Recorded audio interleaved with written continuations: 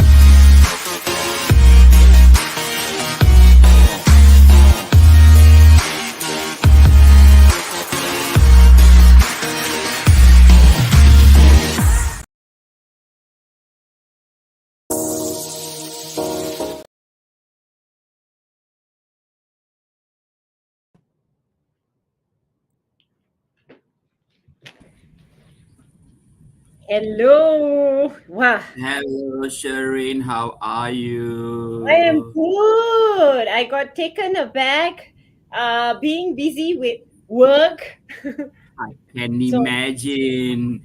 You know, we are already in July. we are. And now it is the 10th July coming to the middle of July. And you know what? I'm so excited. I'm so excited Why? to be back, and I'd like to welcome everyone back to HR Intervention. You know what? After a month of break from HRTV, I'm actually so happy and energized to be back, extra energized to be back on this new episode. Aren't you? Yes, yes. Greeting everybody. This is Ajit. Finally, HRTV season 4 is back and we are swinging. We are in full swing, yeah. And today we are going to delve deeper into topics that affects everybody. So thank you for joining us on this journey into the future. But before that, I want to congratulate Shireen. For Compass Mind celebrating their 22nd birthday. Well done, Shireen. Well done.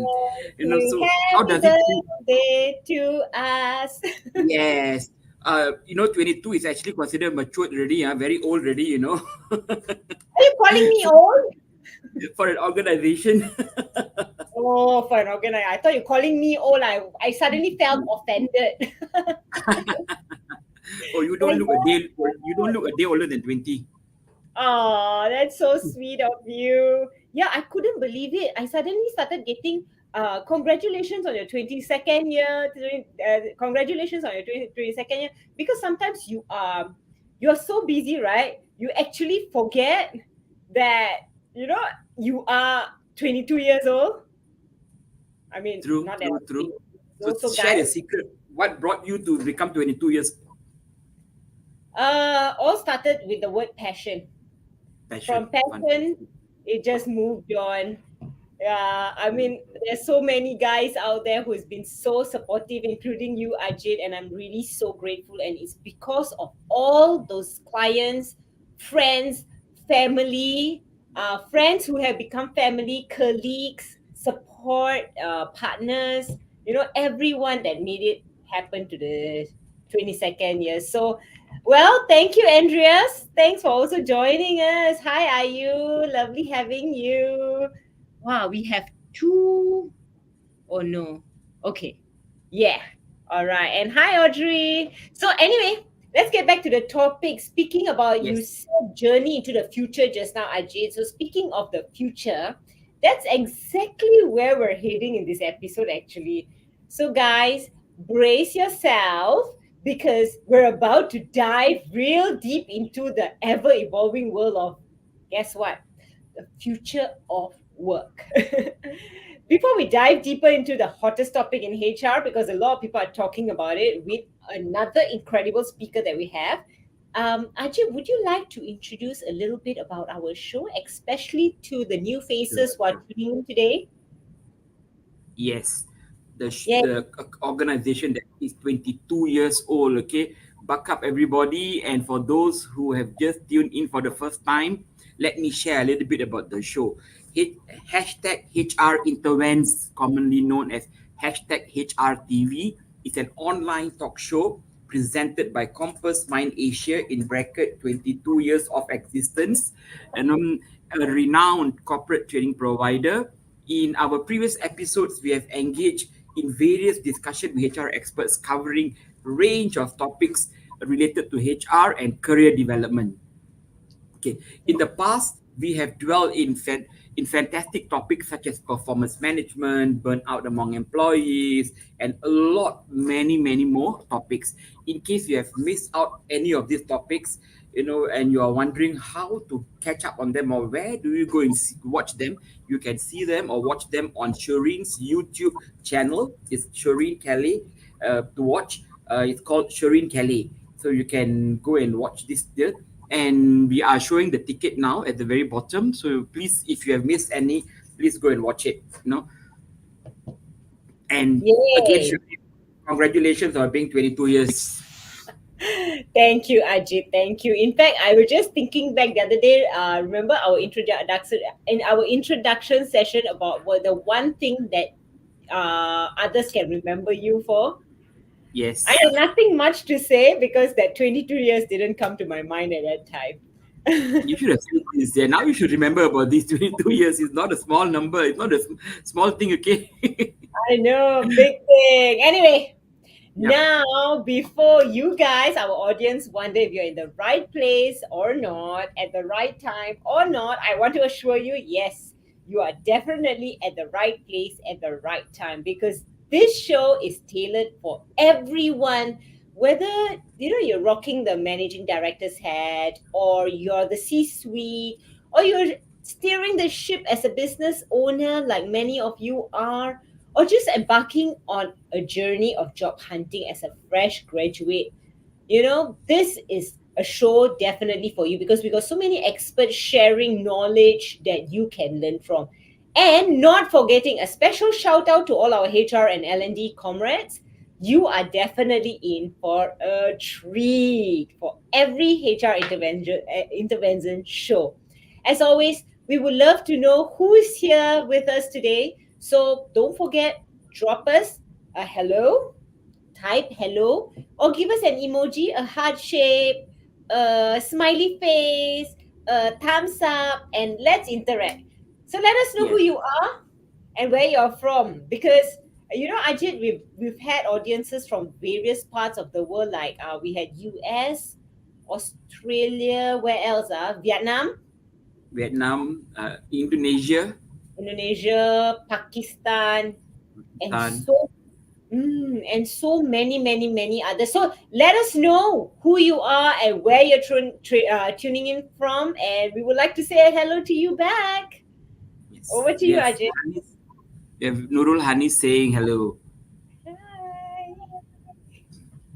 And we've got Raj Kumar too. Hello, Raj Kumar. Tuning in to listen to Michelle, my dear friend. Wow, he already knows who's the secret. Yes. Yes. Okay. Okay. Welcome again, everybody. Yeah. Ajit, over to you. Okay. That's right, Shireen. The way that we work, we were just talking about it, the skill that is needed, and definitely it will define our jobs and it will change the way we do things. So without wasting more time, over to you, Shireen, to introduce our guests. Wow, so fast we introduce our guests. I was getting excited to talk about who you are first and who I am. Well, let me introduce Ajit. Ajit is super excited today. Today, for all reasons, I'm super excited because our guest is fantastic today. Yeah. Okay. He can't wait. Anyway, let's welcome. On the screen we see it as LinkedIn user. But let me see if I'm going to pronounce this right. 𝗙𝘂𝘃𝗿𝗆 Rosario. She's originally from Philippines but watching in from Malaysia. Welcome to the show, and welcome also Raj. Okay, so since Ajit you mentioned for me to introduce the speaker, let me do that now. let me take a deep breath first, because when I was reading her profile, I was like, oh my God, wow, wow. So, guys, brace yourself. Remember, I told you that just now. Hold on to your chairs, because our speaker for today is a seasonal professional with 25 years of experience in leadership, management, and also finance across the UK and Malaysia. She has held key positions in organizations such as, let me give you all the abbreviations here: ABS, ICLIF, UBS, HSBC, CIMB. Enough abbreviations? Okay, I shall stop. And she demonstrates a strong track record of growing business revenues and managing substantial accounts. Well, I'm definitely talking about no other than Michele Sagan. So Raj gave it away just now already. Thanks, Raj. Michele's expertise spans across leadership development, human capital strategies, culture, change management, and workforce transformation. And she has actually collaborated with various industries, which are those like the oil and gas, construction, finance, and also telecommunication. Notably, she is also a certified psychotherapist, executive coach, and an EQ practitioner. Well, having worked with numerous senior management teams and spoken at prestigious platforms and conferences such as The Economist and the Financial Times. Impressed? Are you guys already impressed? Tell me, tell me. Yes, just tell me that you all are impressed, okay? Because I'm so impressed. So let me come to her impressive academic background instead. Uh, she has a BSc and an MSc, more abbreviations, from the London School of Economics, and she is currently pursuing a PhD in the future of work. And that is why she's the expert to speak to all of us about this area of future of work today. Well, Michele has received several accolades and awards, including being recognized by the Malaysian Book of Records, winning the London Book Fair, the Right Stuff competition, and receiving the Movers and Shakers Industry Award from the Asia HR Congress in 2023. So, wow, Hajit, I'm so out of breath Yes. because she is so amazing. Amazing. Exactly. There's so much to introduce and wonderful, wonderful credentials. Yeah, man. So, looking at this high-end portfolio, I'm absolutely thrilled to welcome our guest for today. So, please, guys, put your hands and your heart emojis together. Send it all here, and join me to welcome Michele Sagan. Hi Woohoo! everyone. That Hi, was, hi, Michele. thank you very Welcome. much, but also quite embarrassing. Are you blushing, No, Michele? you should be proud. Oh, You are that was a very long We introduction. are I don't know what to we are say. proud of you. We are proud of you. Michele. Thank Welcome, you. welcome welcome. And it's a true honor to have you today with us.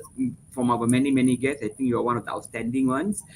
So how are you keeping so far? I mean, guys, Michele is not well today, so we have to be a little bit better, good to her, kind to her.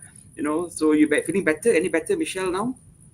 Well, I hope I don't lose my voice, but apart from that, yeah, not feeling too great. I think that's a bout of flu going around, but very happy and excited to be here. Thank you very much, Sharon and Ajit, for having me. Congratulations again and happy birthday, 22 years old.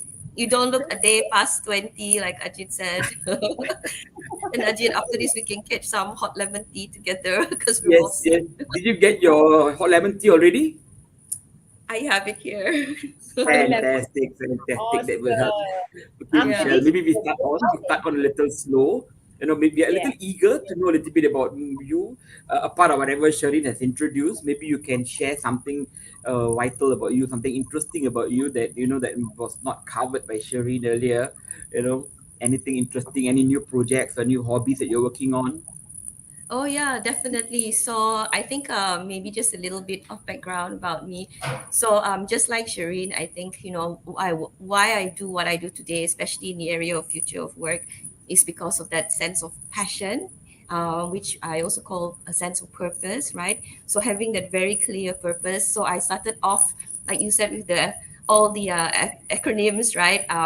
As an investment banker, CIMB, UBS, and all of those, right? But sometime in my mid-30s, I realized that, my passion was not so much numbers. It was a lot more working with people, helping organizations to find their purpose, helping leaders to find that passion, that vision, and just helping people to wake up every morning excited about life, right? So that culminated in me moving towards human capital strategy, leadership, workforce transformation, and of course today, future of work. And the reason why future of work, that purpose is, I believe we have a choice and an option to really, really shape that future. So rather than being, victims to, or saying that, oh, wow, where's the world going? What change is happening? Do I have control over it? I feel like instead of saying that, we should switch that mindset and say, how can I actually shape the future that I want, right?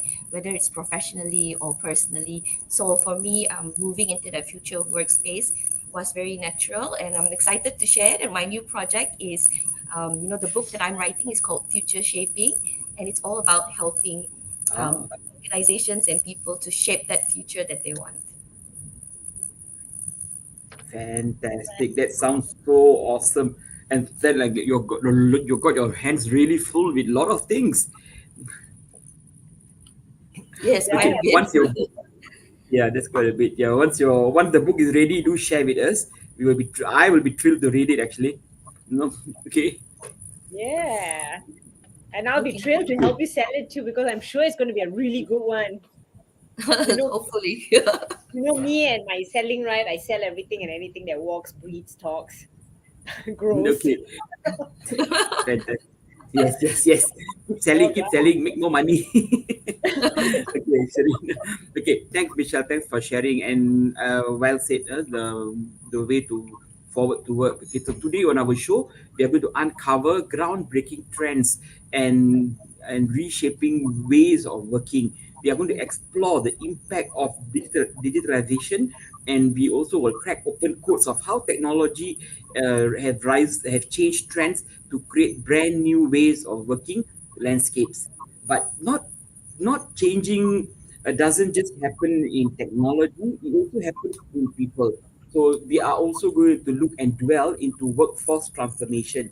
We we will also do a little bit of investigation to see what are the new, how does it impact individual teams and also organization, and to help you navigate through these existing new waters. We will share practice strategies for future proving your HR strategies. Okay, we also discover ways of effectively supporting your employees and help them thrive in this new era. So, whether you are a seasoned manager or a curious employee or simply someone who wants to stay ahead of the curve, this episode is for you. Let's explore the future of working together. Okay, without further ado, let's begin. Yay. All right. So I'd like to welcome Winnie first. Hi, Winnie. Winnie says hi to Michelle. All Hi, right. Winnie. All right. Michelle, you're ready for your first question? Ready Yes, for your first already. question? Awesome. Okay. From your perspective, can you explain what is actually the future of work? The big picture Ah, of future of work. that's a very long and convoluted answer. It's complex in the sense that, but I'll try and simplify it. Okay, so the future of work is the transition that we take, in organizations regarding, or even in any form, right? Whether you're a public organization or private organization, it's the transition in the workforce, right? What happens as your workforce transitions due to all the mega trends that are happening. So currently, when you're thinking about the future of work, there's actually academically several definitions for it, but there's no concrete one because it keeps shifting, right? The fact that it's the future means that we can never get to it. So someone asked me the other day and said, isn't the future of work here already? Isn't that title redundant? And the answer is it can never be redundant because we're always looking to the future, right? So the future is always changing.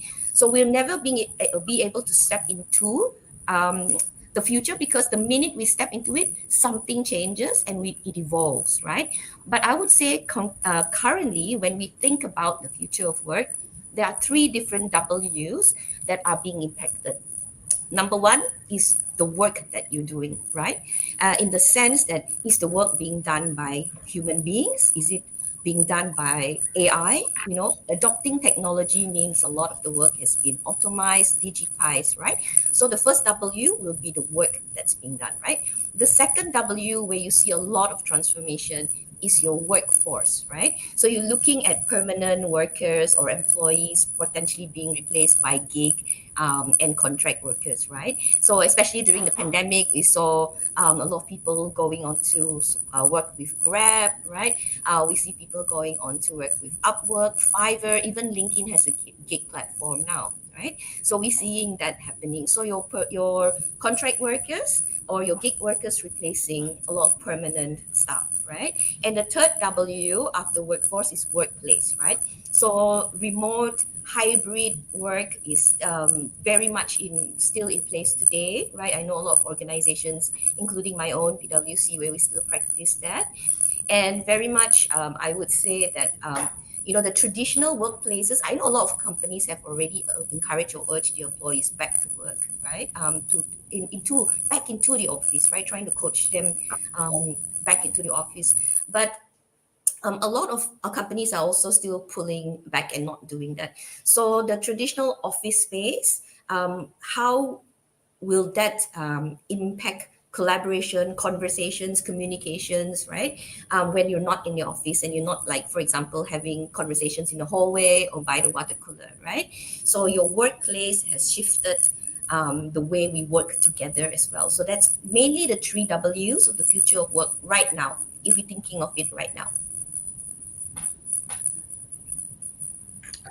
Okay, interesting. Three W's. Yeah. Okay. Let's move to the second question. Last time I only know the 5 W's: why, where, what, how, when.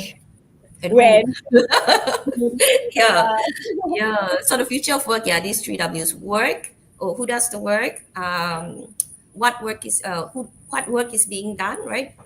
Technology, automation, who does the work in the workforce, and workplace, right? So the three W's.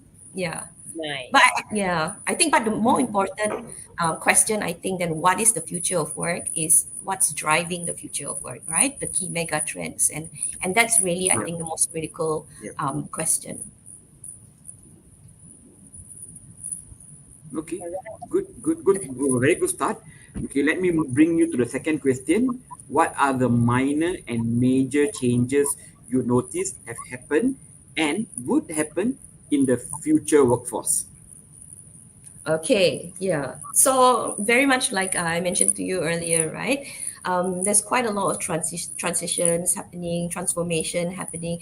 I'll say there are several key things that we need to understand about the workforce.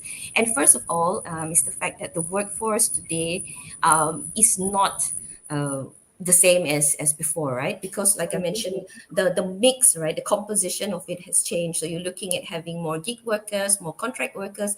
But apart from that, when you say workforce today as well, you can think of technology, right? You're looking at factories, you're looking at machines coming in, taking over certain jobs through automation. There are certain factories now where you don't even need someone to go in except to check to make sure that things are working and in place, right? You're seeing the workforce shift in regards to machines and technology coming in to even provide healthcare, right? They dispense pills to patients.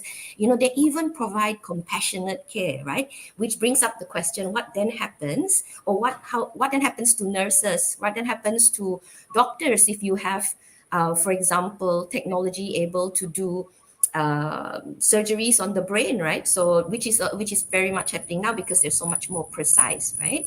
And so if you're looking at the composition of the workforce now, talking about major and minor changes, I think majorly, like that's even a word, we're really saying is it really humans and human beings performing the work now, or is technology taking a part of that, right? So I think that's one of the major considerations that we need to take, right? Apart from all the multitude of other things that are happening right now, which we're looking at how remote working and hybrid working could possibly, like I said, impact relationships and collaboration in the organization. We're looking at how managers have to reskill themselves in terms of leading remote employees, right? How do you build trust, and how do you build uh, this sense of camaraderie when people are not working together in the office, especially due to globalization and due to the fact that we're working at different time zones potentially as well. So how do you create and build a culture around that to support a workforce that's not in the office, right? And I think one thing we saw during the pandemic was, when everyone started working from home, there were, organizations were saying, how do we ensure that people are doing the work and that they're not messing about, going shopping, using their computers to go on Shopee, or, watching Netflix, K-dramas, like binge watching it. Like, how do we know they're not doing that, right? And I think Yeah. that's where a huge shift happened as well for the workforce, especially in regards to understanding the importance and impact of culture.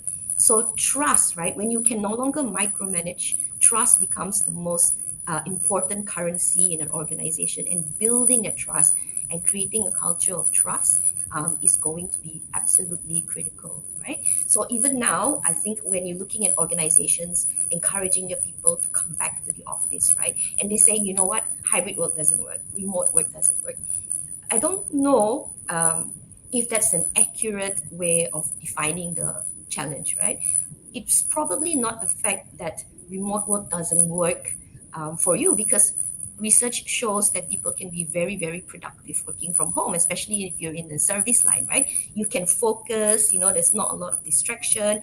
80% of the tasks that you do, if you're in the service industry, you can perform at home, right? So the question is not so much where you're performing it. The question is, how do you ensure that you have a culture where people are committed, loyal, and still proactively wanting to add value and do the work even when you're not watching over them, right? So I think that's another critical consideration. So it's not so much is it remote work or hybrid work doesn't work. It's more, do we have the culture, or have we trained up our managers and our leadership to be able to support this kind of new work environment, right? So lots of major and minor things happen. I can talk all day, but I think I'll stop there. Wonderful sharing. Actually, I think you rightfully mentioned it's about building the trust. It's also about making sure that people are committed and people are loyal. What can organization do to nurture this, especially in the new work environment? Very well said. Thank you very much, Michelle. Yeah, thank you, Michelle. The big word here I caught was trust lah. When you're working with people, it's about trusting. And you also rightly mentioned about, how now technology has taken over to even do a brain surgery, because then it's almost zero risk on, mistakes that happen. Yeah, Yeah. So I mean, this is something that also brings back to your answer on question number one, where the future is never here, because as something comes up, this was something that we never thought about before, and when it comes up, there will be something else in the future. It keeps yeah, evolving that way, so it's amazing with this technology. So comes to my yes. yeah, it's so cool. So comes to my next question about technology. Can you explain the rising technological trends and digitalizations that are creating a new work environment besides the hospital environment that you spoke about just now? Yeah, I think when you look at it, right, there's a lot of what we call algorithm anxiety, but there's also a lot of excitement for the opportunities that automation and digitalization can bring, right? So if looking at the world, right, we're looking at 300 million jobs potentially being lost due to AI, right, and adoption of technology.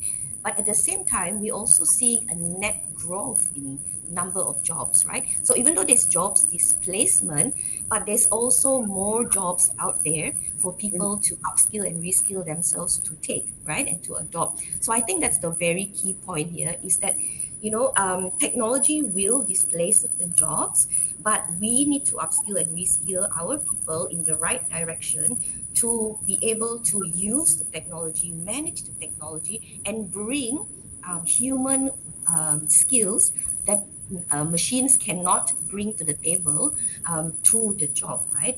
And a lot of times when we have this conversation, I think I had a really good one last week, right, with 𝗪𝘂𝘂𝗿𝗲, and we were saying together that machines are great at helping with efficiency, helping us to do things quicker and faster, right?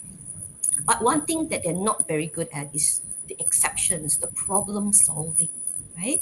And especially when you need compassion, empathy, when you need critical thinking, right, for problems that are out of the norm, that's when machines are not able to step in, right? So that in that sense, technology can and will take over performing certain tasks within jobs, but they cannot take over all the tasks. So humans are still going to be relevant, I think, especially when we're talking about how we manage that anxiety about losing our jobs, right? Because it's very, very real right now. And when we're looking at the adoption of it, a lot of times the pushback, whether from the ground level, to mid to senior management, one of the pushbacks is, will this disrupt my job scope? Will this disrupt my the way we do things in the organization?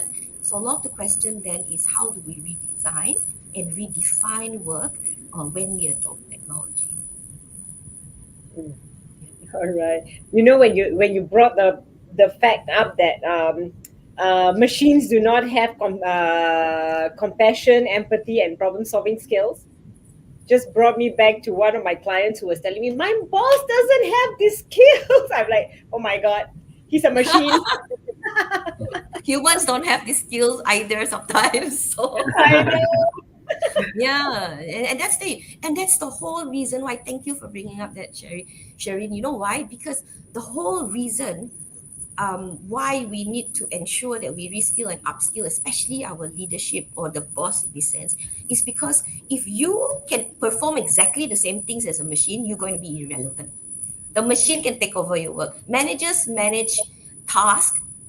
Leaders lead people. So if you don't have compassion, you don't have empathy, you don't have critical thinking or problem solving, then the machine just can take over your job, right? So you need to bring the human values, the human work values to the job. That's when you remain relevant, right? So absolutely right. Absolutely. Very well said. That was Very really well said. cute. But what about like jobs, like very specialized jobs, like say a brain surgeon? We're talking about a brain surgeon. You don't really need a doctor anymore, right? The machine should be able to get the job done. So you have 10 machines. 10 machines can do operations at the same time for 10 people. So do we really need doctors? You tell me, Ajit, what do you think? I want to hear you speak. What do you think? I think to some extent, there will be some replacement of jobs. But you are right, rightfully said that the human part, the leading part, becoming a leader, organizing people, leading people, motivating them, producing results. These are things that a machine can never do and will never be able to do. Yeah, I think, yeah, absolutely. So for example, let's just take that role of a neurosurgeon, right? I can think of two things off the top of my head that he can bring to the table. For one, say if the surgery doesn't go as planned, right, and the machine or technology has not been programmed to manage that change, then it cannot automatically shift, right, to with that disruption that is happening because it hasn't been pre-programmed to do it. Say, there was a failure from the anesthetician, for example, right, which was never programmed into it. What then happens when the blood pressure drops or something? Then the doctor still needs to step in, right? So that's one thing I can think of. The second, I think, is in healthcare, right? One of the critical things, one of the reasons why people rate a hospital well, or they say, oh, I want to go back to that hospital, is because of the bedside manner of the doctor, right? Yeah. You trust the doctor, coming back to that Yeah. word trust again.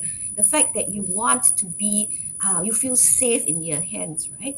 And if a machine cannot give you that, right? So you will not refer your friend, oh, go to this hospital, the gynae is very, very good, right? And the gynae happens to be a machine that's named X4237 or something, right? You say, go to this gynae, doctor, whatever, right? She's wonderful, or he's so awesome, he soothed my fears, etc. So I think that still matters, and especially in healthcare, where it's about caregiving, right? So that's why it's caring for health, right? And that's one thing machines cannot do. Yeah. Yeah, agreed. Well said. Okay, before we continue to our next question, we have a question for our audience. So the audience, you can put in your feedback into the chat box and do participate with us. Do share, even if you have any other questions, do write your questions. But for now, for you, for all the audience, the question is, from the employee's point of view, what skills will be most valuable in the future workforce? Okay, what do you think? Okay, share your comments below, and if and do give us your answers. And if you have any other questions that you would want to clarify here with Michele, who's giving us wonderful nuggets of how work forward is going to be, future workforce is going to be. So please do feel free to drop in your questions as well. Yeah, we look forward to lots of questions from the audience as we go along. I've got another question for you around technology and future of work. I mean, I see a lot of technology changes happening in the hospital one, banking line another, which brings a lot of productivity to the organization. But how does this challenge the future of work? So if we're looking at, can I answer this from a future of life perspective? Okay. Yeah, because I think sometimes when we think of the future of work, we're very much limiting ourselves to think that the only thing that's changing is work, right? But as I cover in my book as well, I think it's also very critical to understand how work influences our lives, right? So as much as we try to segregate, demarcate, and talk about work-life balance, today there's no such thing anymore, right? Because it's work-life integration, and we saw that very much during the pandemic when we were working from home, where we could not leave the office, let our head down, and just decompress on the drive back home, right? Because home was work and work was home, right? And so in today's world, when we're looking at future of work, actually it's the future of life, because how we feel at work, and nobody can deny this, I think, is the fact that it does have a very, very strong impact on how we feel at home. If we've had a bad day at work, we can tend to channel it at home, unfortunately, right? If we had a stressful day with clients, with the boss, with a colleague, right? We can tend to bring that anger, resentment, frustration home. So as much as we see a shift at work, we can also see a shift in the world, in the sense that people are behaving differently based on the way we work in an organization, right? So they're behaving differently, not just at work, but in their personal space as well.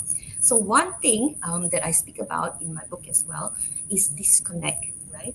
And the fact that if we feel disconnected at work, if we feel like we do not belong, and this is why DEI and we talk about women empowerment, the 30% club and all, and the work that they're doing. If we don't feel included and belong at work, then in the whole place, this disconnect can lead to so many other behaviors that was not there in the past, right? So, for example, we try to connect with others online, right? So we become potentially addicted to social media. I know quite a number of people, including my mom, who loves to scroll Facebook all the time.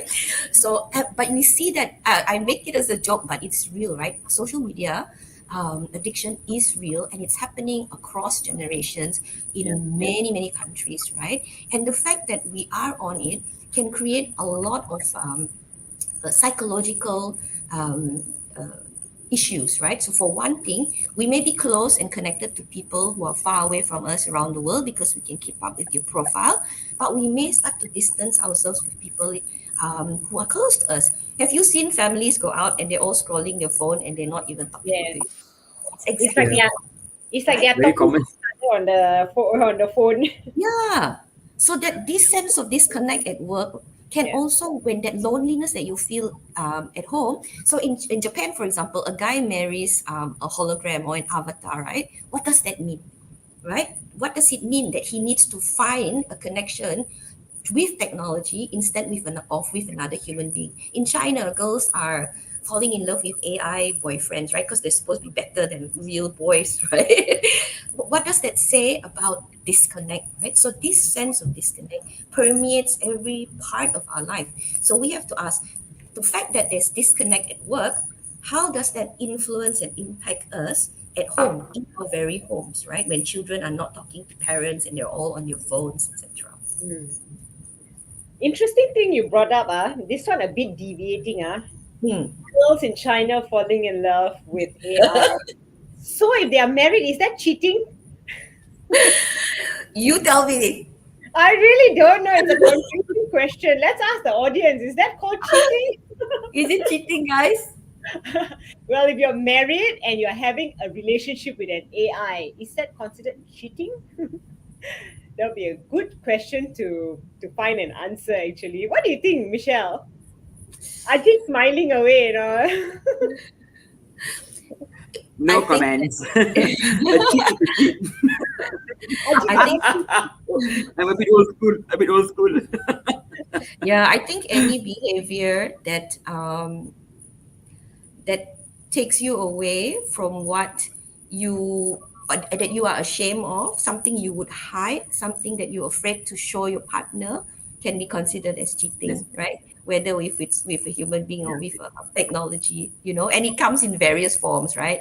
Hiding your shopping, hiding your bank statement, hiding your friendly text messages. I love you, Michelle. I love the way you said it. All these I think very well said. come about that makes you happy and you're hiding it away. That's cheating. Okay. Beautiful. Yeah. Okay, I think I pass it on to you now. It's irregardless of how you feel about it, as long as it's that you're hiding, it's cheating. I like that. I like that very much. Yeah. Okay. Okay. Let's move to the next question. Yeah. Can you hear me clear? Am I okay? Yes, very clear. Good. As a gig economy expands and freelance and its contract workers becomes more mainstream, how will traditional employment model needs to adapt to compete and to attract talent in the future of work? Yeah, I think for this one, right, it really goes back to two different aspects, right?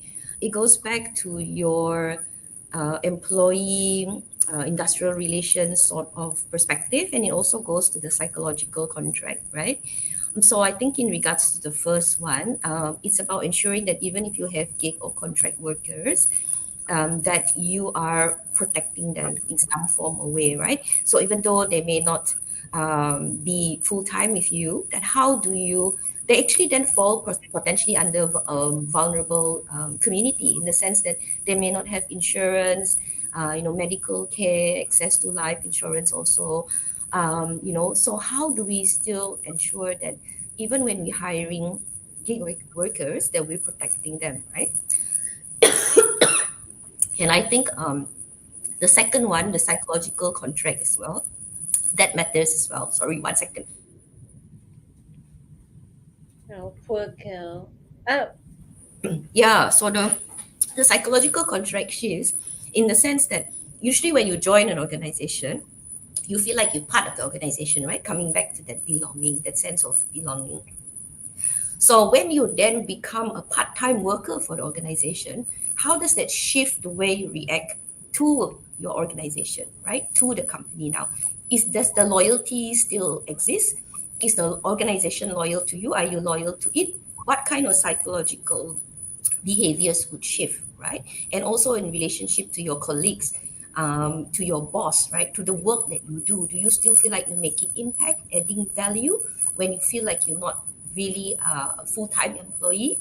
So all of these will have repercussions, right, when we're considering this. So that's why I think it's very important that when we are looking at organizations, right, and this is some of the things that we do as well at PwC, right? What we do is we actually look at how organizations are moving towards the future of work, and we look at upskilling and reskilling them, obviously, through various means.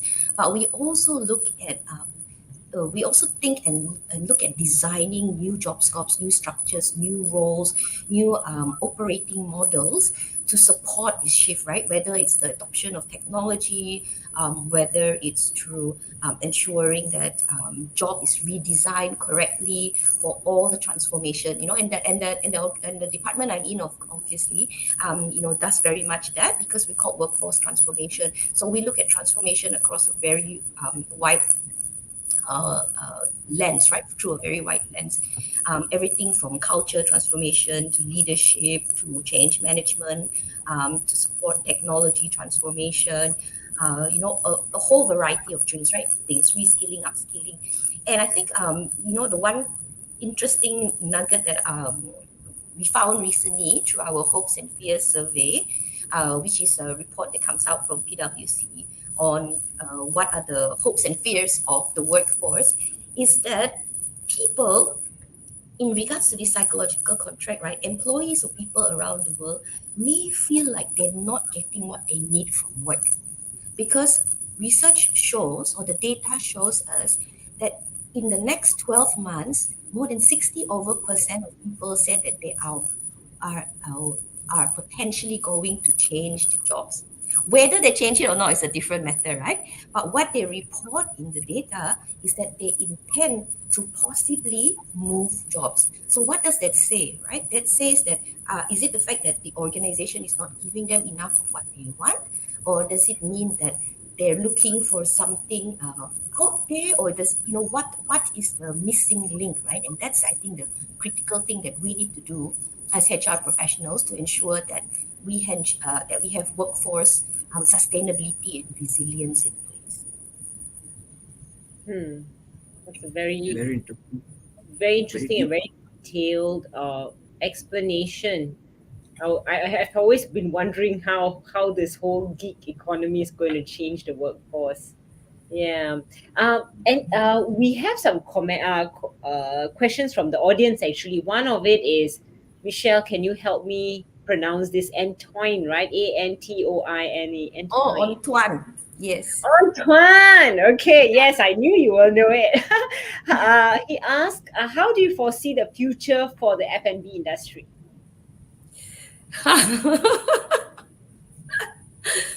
So do you know that there are robot chefs now? Yeah.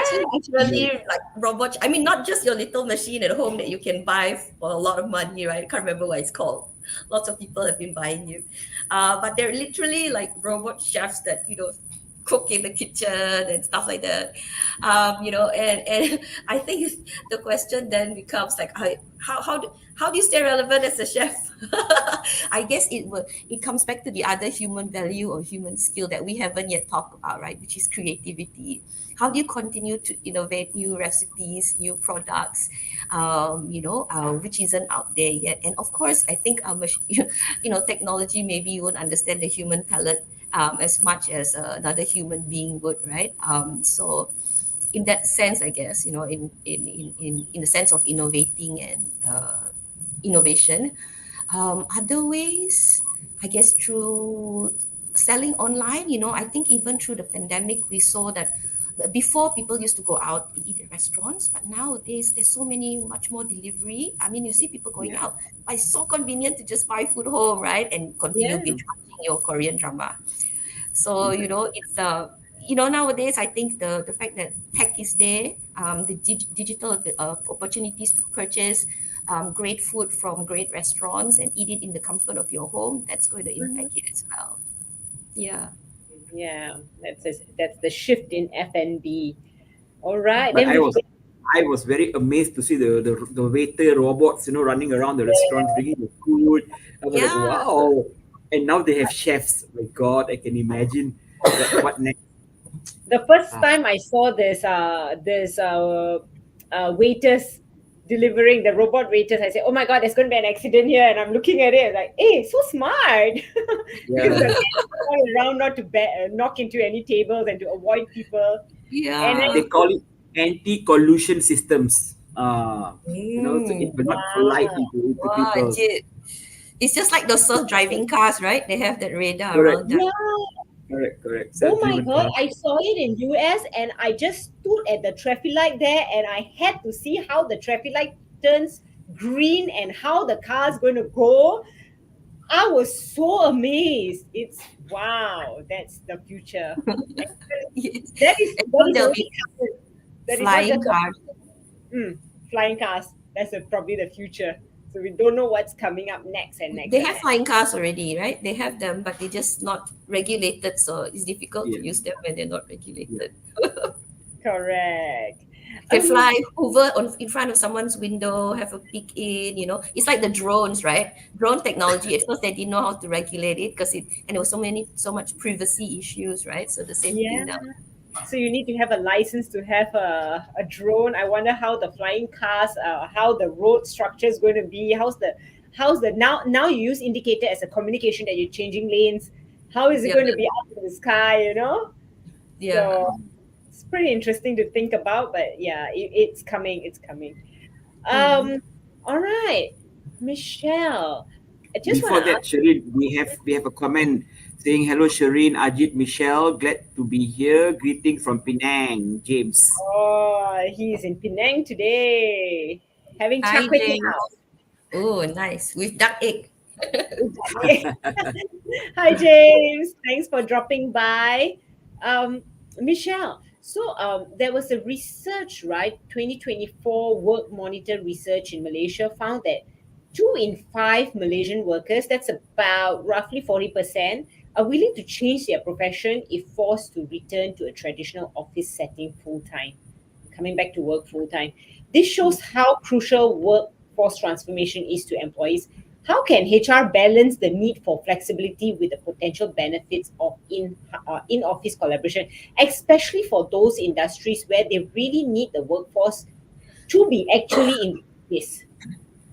Yeah, and I think in that sense, there's two parts to it, right? So I think one is looking at it across industries. So I feel like the answer cannot be blanketed for all industries. So we really need to identify which industry.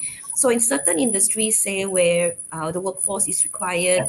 On the factory floor, perhaps, and research shows that there are certain industries where you still need human beings, like for example apparel sewing. Instead of using machines, right, it's still better to use human beings to sew certain types of clothing, right?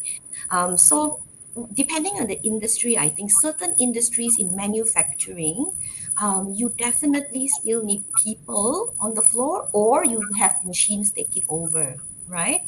So in these kind of jobs, and we saw this during the pandemic as well, right? When you need to go out to the factories to work, the industry cannot stop, right? If they still need to be on the factory floors, right? So I think it depends on the industry. If we're talking though about service lines, right, where like we mentioned before, we can work from home actually. 80% of work can actually be done by home, right? The only 20% you need to enter the office for is for collaboration, right? Yeah. So if you're thinking about that, then I would like to put the question back to industry, right? Why do you need everybody back in the office? Actually, flexibility is a very key component in productivity, because it does show that saving time traveling to and from work is actually supporting productivity. The second thing is it supports a lot of DEI concerns as well, particularly for women who are also caregivers, right? And so a lot of times women are the ones who tend to benefit a lot from the flexibility.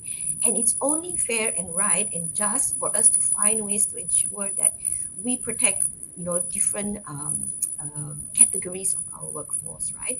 And if in terms of gender equality, flexibility actually is very, very critical because it allows women to return to the workforce to bring their skills, their talent, their experience without having to sacrifice being in the home, right?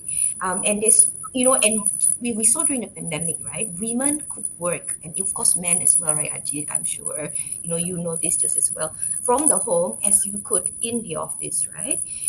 Maybe even better, right? Because sometimes we can focus more depending on our childcare or our caregiving situation. But once we're able to stabilize that flexibility actually is very critical. It allows us also, right? Whether it's father, mother, son, daughter, to go bring people to the hospital when necessary, go to the clinics.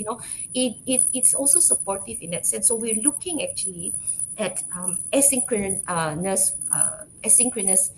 work schedules, right? Where we don't have to be exactly 9 to 5 because it may not be the most productive. So why not allow that flexibility? There's nothing against it if you can still perform.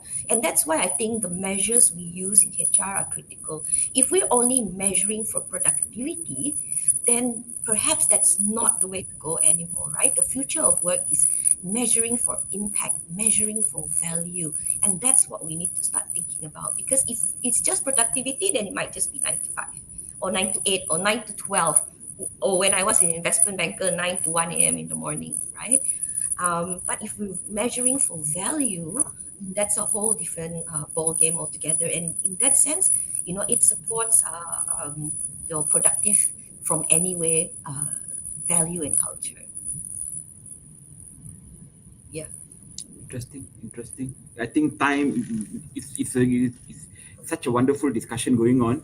I think time is a little bit on the press. So Yes, we will move to the last question.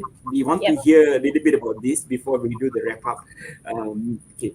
You still okay, Michelle? Okay. I'll answer quickly. 1 minute. Yes. Give me a timer. Could you explain the functions of a generative model in navigating the future of work? Yeah, okay, so that's part of my PhD where I talk about a generative model. So what I say is that generativity, just like generative AI, is the opposite of being stagnant, right? So very much in my in the PhD, in the book I'm writing, what I talk about is how we can continue to generate new ideas, new solutions, new leadership, where we can continue to experiment, where we can continue to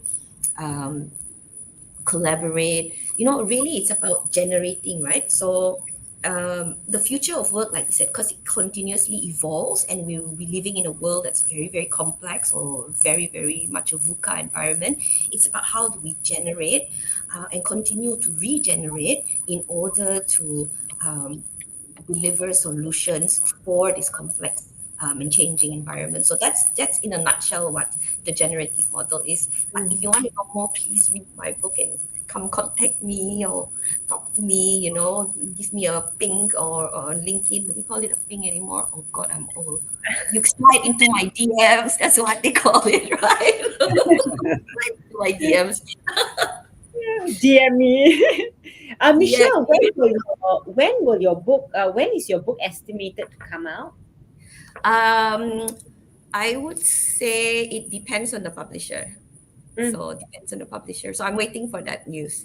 Yeah. Okay, so it's almost there already, basically. Oh, it's the publisher. Few.